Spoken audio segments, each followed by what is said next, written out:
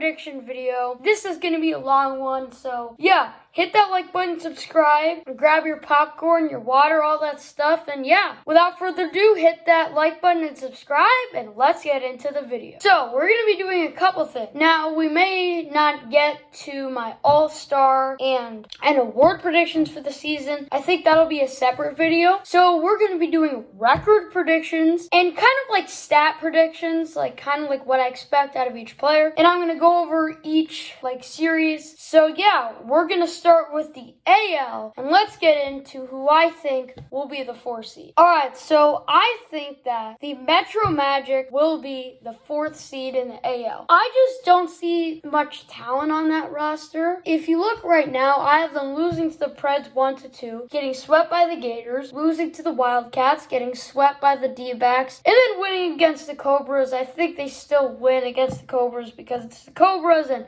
I feel like they'll choke something. The Diamondbacks, Gators, I feel like are a lot better than the Magic. The Magic have Chadwick, yeah, he's pretty good, but he's not a top-level ace like a lot of, the other pitchers in the AL. Like, I think Baranowski, he's shown that he can be that. Crash and Kyle are top-level aces. Gators have top-level aces. They have 2 of them. I like Cheatham a little bit more, but, Jorgie is definitely up there. Norp is kind of in that area. He's kind of, I wouldn't say he's quite that yet, but he's close. The 2 teams in the league that I don't see with top-level aces or really potential to be are the Magic and the Mallards. I don't see it. I don't think Chadwick is going to be a top-level ace in his career. I think he's going to be a pretty good pitcher. And I just don't think that they match up well against any of these teams. I think Agner, we'll get into the stats right now. If I'm saying it right now, I don't expect much of Agner. Agner has said on the podcast that he's going to switch his game into being a walk type guy, and we've seen that guys like Brian Kelly, Steve McPeak don't have a high average, but I don't think Agner is quite that player, so I think that he's just going to be a little bit more patient at the plate, so he's going to try to do a little bit of both, so I still don't think his average is going to be high, and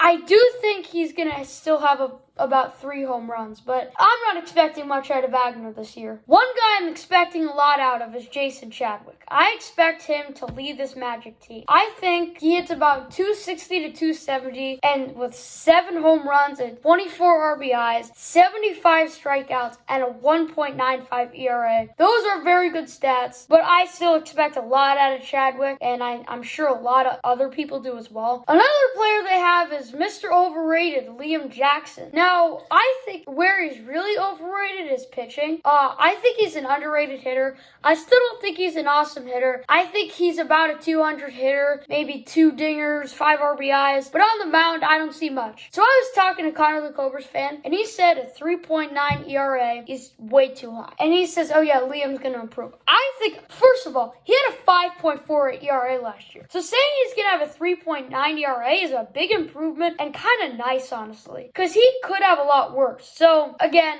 Liam isn't great, but, we'll see what he does this year. Coming in for my number 3 seed, I am going to have the Coastal Cobras. I have them at 7-8. I have them beating the Gators in their series. I know a lot of people disagree with that, but I feel like Drew is always really good in that first season. I think it'll definitely be close, but I think that the Cobras just take that. They'll lose to the Wildcats, Preds, and Magic, and then they'll beat the Eagles in that series. I think they match up pretty well against the Eagles, and you can't complain with making the playoffs after missing them last year. And then if you go into the players, Andy Duran, pretty underrated, I would say probably one of the most underrated players in the league. 275 to 280 average with 4 homers and 13 RBIs. I think most people would agree with this. It's around what he did last year, just a little bit less home runs, a little bit less RBIs, and a higher average. I think Duran is a very good player. I talked about him a little bit before, but I really like Brendan Baranowski.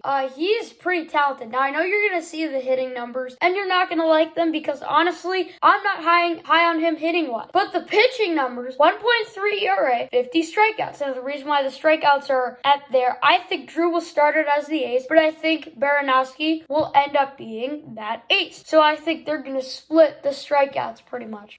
We've seen Baranowski carve through MLW lineups, so I think this guy's really good. I think he's going to to be really good. You also have Drew Davis. Now, he definitely had a down season last year. I'm still not high on him with his pitching numbers. The pitching numbers you can see are definitely pretty low. And then I have him sharing the strikeouts with Barnowski. The average goes way up. The home runs about the same. RBIs, I believe, are right about the same. I think Drew even said he was kind of robbed a lot with a lot of his hits, but not robbed enough for me to say he's going to go back to his days of hitting 390 and 330. I think he'll be decent, but I don't think he's going to be that great. Then you got my boy Sean Flynn, one of my favorite non-predators in the league. I think that he's going to hit for a pretty high average. I have been hitting 385 to 400. I think he's a very good talent, as well as his 3 home runs and 13 RBIs. I know 2019 was really good, but that was inflated because he faced Zach Pirok and he hit a lot of home runs off him, and he faced the Gators, 2019 Gators, and I believe hit a homer or 2 off them, 2 off Kyle. But I do think he'll still hit 3 home runs, but I'm full on Sean Flynn. I think with even more protection in that lineup. Everybody talks about Drew and they talk about Andy and how they're gonna come back hitting well, and then they talk about Barnowski, and then they never say a thing about Sean Flynn. So I think he's gonna come or play out of his mind. Alright, coming in with the 2 seed, I have no clue why. I actually do sort of have a clue of why people are saying that they're going to miss the playoffs, but I still don't see it. You've got my favorite team, the Pacific Predators. Now, again with these record predictions and stat predictions, you gotta have some flyers. The best team is not always going to have the best team. Guys aren't always going to have the same numbers from year to year. So,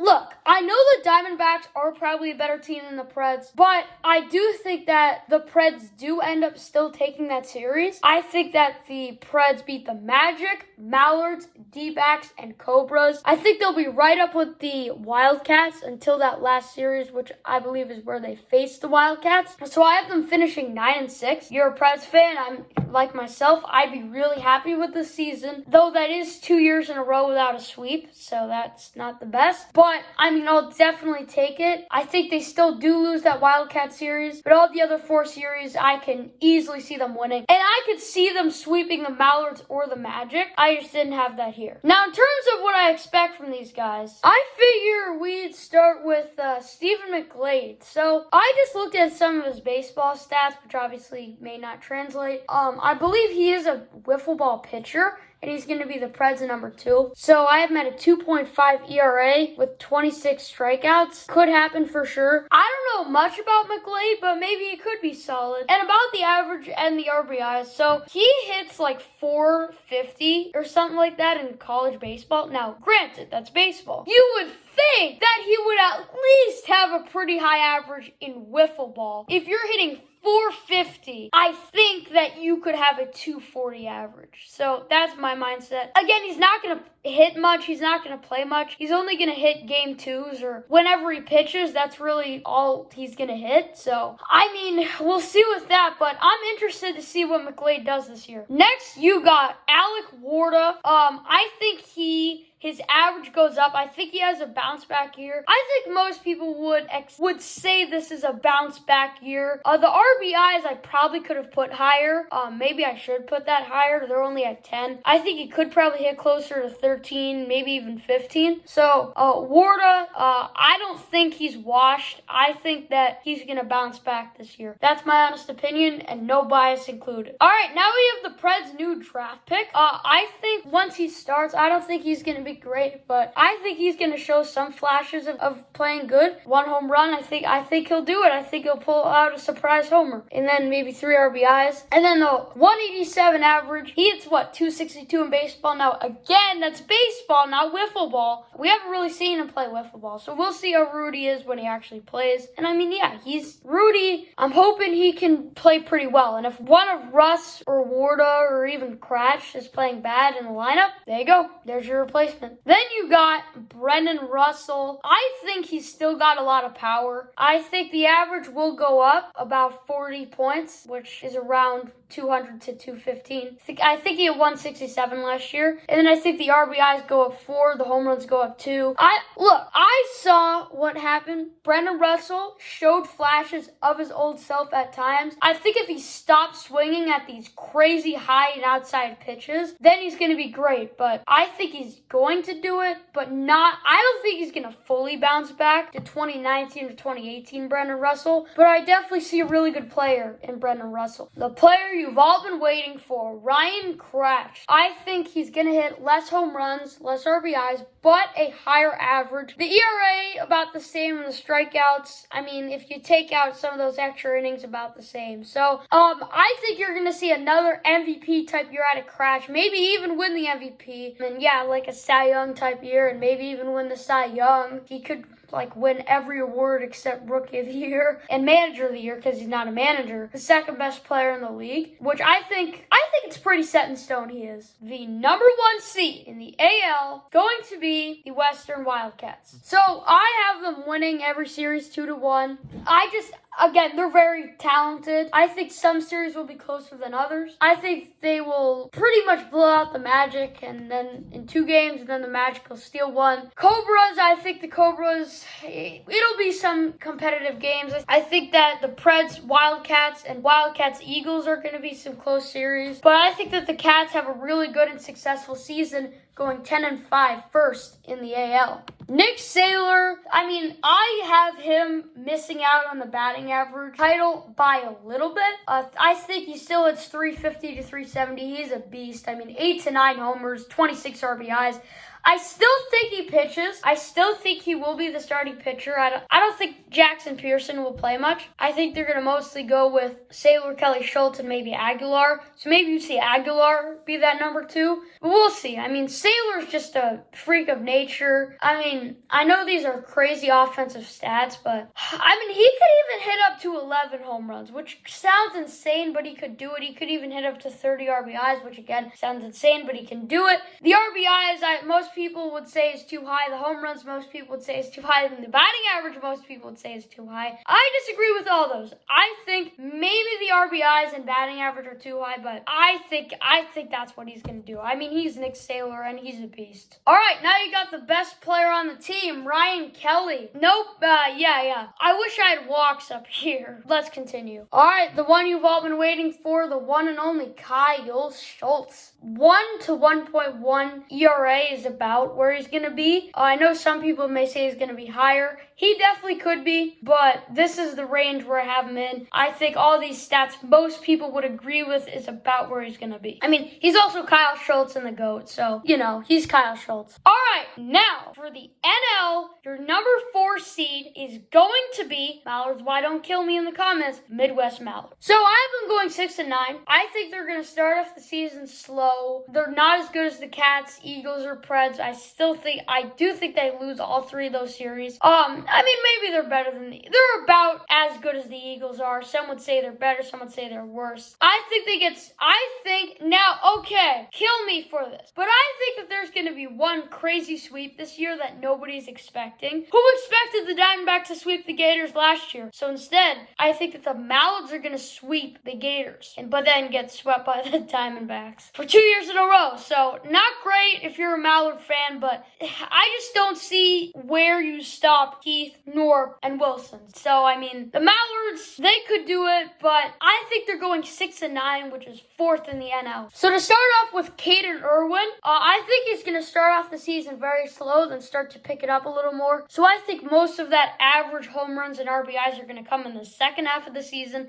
I wasn't a big fan of the Caden Irwin pick, but I'm starting to get a little bit higher on him than I was before. All right, then you got T-Ham, Trevor Bonham. I think that he ends up becoming the Mallards ace by the end of the year. I'm still not high in his hitting. Definitely could be most improved player this year. Pitching is still pretty good. I know some of those stats like the ERA are down from last year, but you'll take a 1.87 ERA.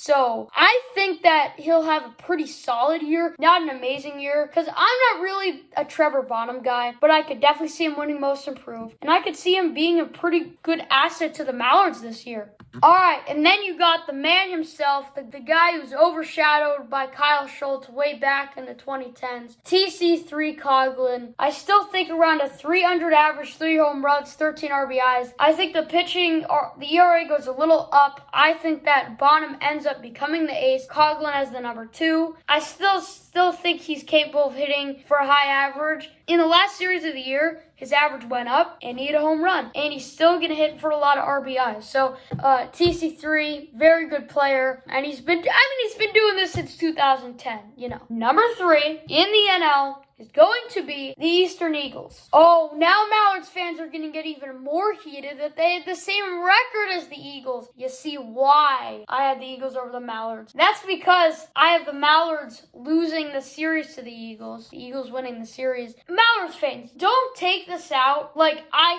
think that the Eagles are leaps and bounds ahead of you just because I have you guys missing the playoffs and the Eagles just making it. No, I have you guys at the same record. I think the Eagles are this much better. Again, Mallards fans are going to come at me. I do think they are a little bit better, but not by much. If I had to make power rankings right now, they would be right next to each other. So I think these teams are very equal. I just think that the Eagles are a little bit better. Some could argue the other way around, but I think that the Eagles are a good team. I really like Dallas Allen, and you're going to see that in a second. Well, let's start with Blade Walker. Now, by the way, I'm not really going to predict strikeouts for a lot of the Eagles pitchers because I really don't know who's going to be the number 2 arm. So I'm just saying Blade, Clayton, and Dallas. I'm just kind of assuming with the ERAs if they would be the number 2 because really any of them could be the number 2. Blade, I'm not sure how good his hitting is going to be. I don't think he's really going to be that great. I do think he's going to be a good pitcher though if he gets the chance to. I do hear that he throws a little bit fast and inaccurate, kind of like Jackson Pearson. But I do think that Blade can also contribute and be a good player for the Eagles. Another guy, Clayton Price. I think about a 100 average, 1 homer. Clayton's going to hit that homer. You just know it. And then the 1.7 ERA is down from last year, but I think his pitching speed, which is pretty slow, is going to catch up to him and his kind of limited arsenal as well. Listen, I hate to say it. I think this is going to be Clayton's last year in the league. He went through a lot. And if he does play, I think he's going to be decent on the mound. Daniel Schultz. So I think the average is still going to be down. He's shown that over the past 2 years, but a little up from last year, down from 2019. I think the strikeouts are still going to be relatively high as they always are. The ERA is still going to be low. He's just great. Like, I know the beard, he actually cut it, which is good, but it's just still like, I don't know. Even when with cutting it, it just still doesn't look as good. I don't know. And then I think he's still going to get good hitting production. He's a power hitter, and he's shown that. So, all right, Neil Smith, I'm not really going to waste your time. You see the stats on your screen. He's bad. Zach Whalen, he also grew a bunch of hair. I still think the average, I think it's going to keep dropping. I think he's a bit overrated. And then the home runs and RBIs, they've basically been there his entire career. The thing with Whalen is sometimes he's like, oh, wow, he's what people thought he was going to be after 2017. And then other times he's like, wow, oh, he's not good. All right, I kept you guys waiting on this one. Dallas Allen, 270 average, 5 home runs, 13 RBIs, 1.65 ERA. You know it's coming. Dallas, the man. He is awesome. Dallas Allen, you better go to Dallas to see the man throw absolute strikes and hit absolute bombs because that is what he's going to do. And if he pitches, I think he's going to have 1.65 ERA. Just saying. I do think Blade may be a better pitcher, but I think Dallas has a higher ceiling. For the number 2 seed in the NL is going to be last year's World Series champs, the Great Lakes Gators. I still think they're going to lose that series to the Cobras. I know people will disagree. And then I think that they get swept by the Mallards again, that crazy. I don't really think that. I just think I feel like there's going to be a crazy series this year that shocks everybody. And then I think they're going to sweep the Magic. They're just leaps and bounds better. And then I think they end out the season beating the Eagles in a series to really clinch on that playoff spot as the 2 seed. Brendan Zerlag, Gators, awesome.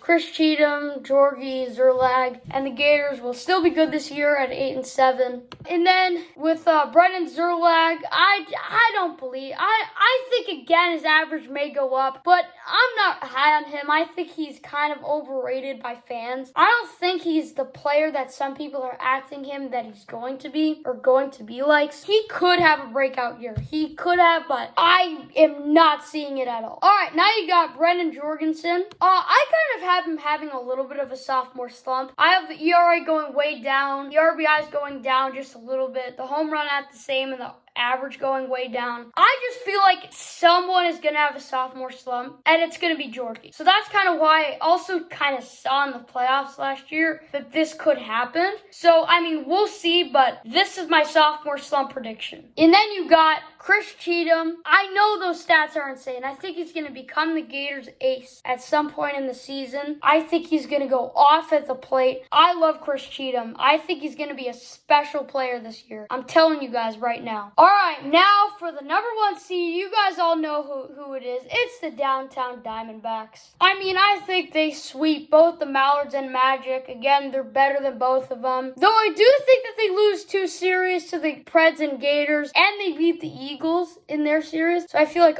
everybody after the first 3 series and at the All-Star break are going to be, this team is bad. They're overrated. They're overhyped. And then the second half of the season happens again. So, 4-5 at the All-Star break, but then easy 6 wins. So, I'm predicting this, and I'm going to tell everybody at that moment at the All-Star break. They got the Mallards and Magic. They're easily going to bounce back, finishing 10-5, winning the NL. Ben Wilson, a lot of people's pick for certain awards like most clutch and even Silver Slugger. I'm sure there's someone out there that thinks that. And even the batting average title, which I don't think so. But 190 average, 5 home runs and 14 RBIs. He was an RBI machine last year. The average was not high. He did not hit for a high average. He's a bomb hitter. He hits a lot of homers. So I think he will definitely do that. And I think he's really going to contribute to this Diamondbacks team. And then you got a lot of people's pick for MVP and Cy Young, Jimmy Norb. I still think he's going to hit about 385, 4 home runs, 17 RBIs, and a 1.3 to 1.5 ERA and 81 Ks. Again, it's Jimmy Norb. He's going to be in there all year with Cy Young and MVP, which a lot of people already have him as the Cy Young or MVP. You'll see if I have him at Cy Young or MVP in my next MLW video. Jimmy, he's very talented, and I could definitely see him being here. And last but not least, you got Father Jonah Heath. Listen, I know